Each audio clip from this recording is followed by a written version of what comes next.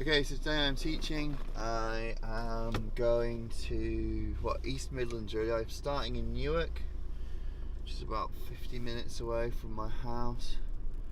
I am then going from there. I'm going to Grantham, Osby, to see Julie Dawn. Joy of Joys. Oh, I'm kidding. I love you, Julie. Then I am off to Stamford.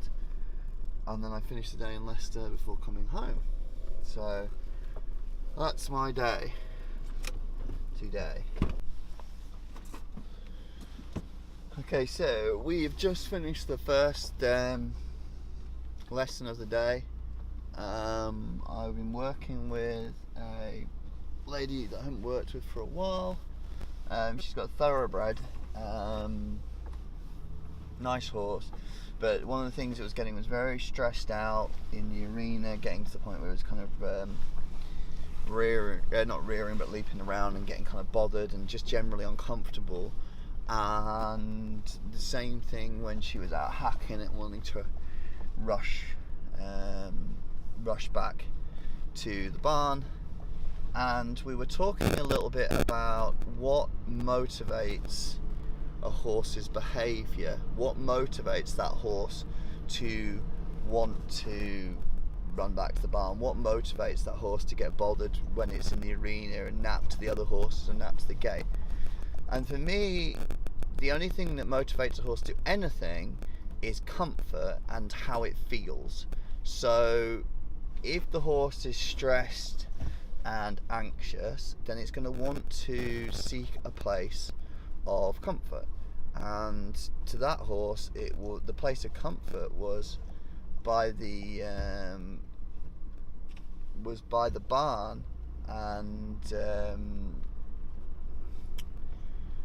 by the gate to the arena and the other horses. That's where it was finding its comfort.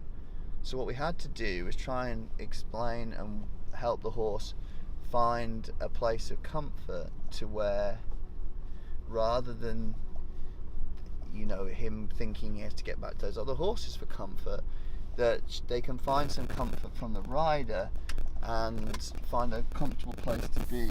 The rider's going to show them they can find a comfortable place to be. The rider's going to help them find some comfort in a different place.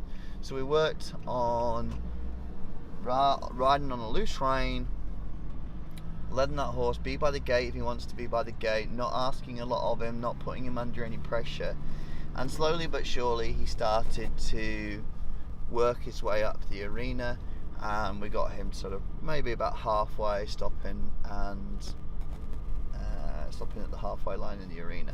What was interesting was every time a horse then in the paddock started to be caught and brought back into the stables, he'd immediately get worried and want to run back to the gate. He kind of felt like those horses were leaving him, he felt insecure again, he felt bothered, and immediately then he runs back to the gate, which is the closest point to the barn, to try and be with those other horses.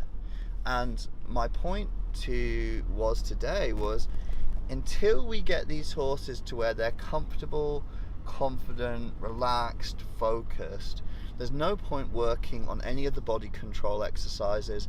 There's no point working on not necessarily work on the exercises, because you need those exercises, but not focusing on the horse's outline, not focusing on trying to on the competition, not focusing on the job.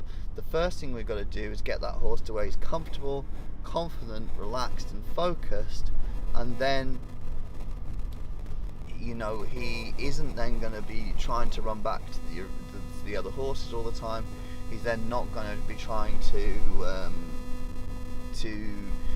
take over and take off all the time, because he doesn't feel like he needs to. And once he's in that point, then he's in a frame of mind where you can teach him anything you want to teach him, because he's focused on you. He feels good. He's not looking to make himself feel better, because he doesn't feel bad.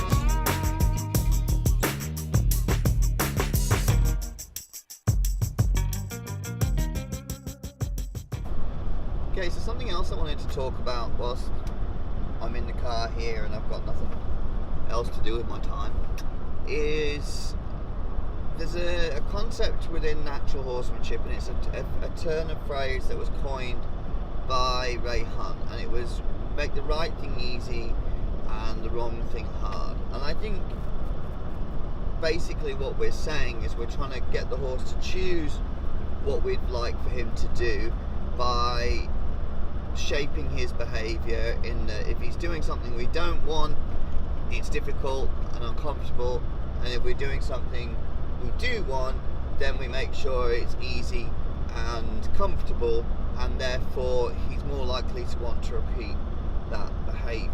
And I think as an idea, obviously, I'm not going to question that. My problem with it is, and it's just a matter of semantics, is that when we start talking about the word hard, for me, when I see it in operation with amateur horse people, it's that person physically doing something to make that horse uncomfortable. And I think a lot of times what then happens is the horse associates that person with discomfort. It breeds some level of resentment. If the horse is emotionally bothered or scared or anything like that, that can actually magnify the situation and take the horse to a point where he's no longer thinking. So my feelings on the matter is we don't need to make the wrong thing hard necessarily, although at times it might be appropriate. But what we need to make sure is we don't make the wrong thing easy, okay? So the right thing is easy, but the wrong thing is not easy, okay? Now what I'm trying to say there really is that it doesn't take as much as we think to get the horse to want to change his behaviour.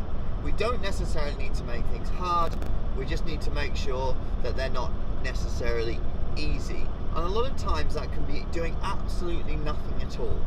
So to give an example, say we are trying to get the horse to want to leave the gate, okay?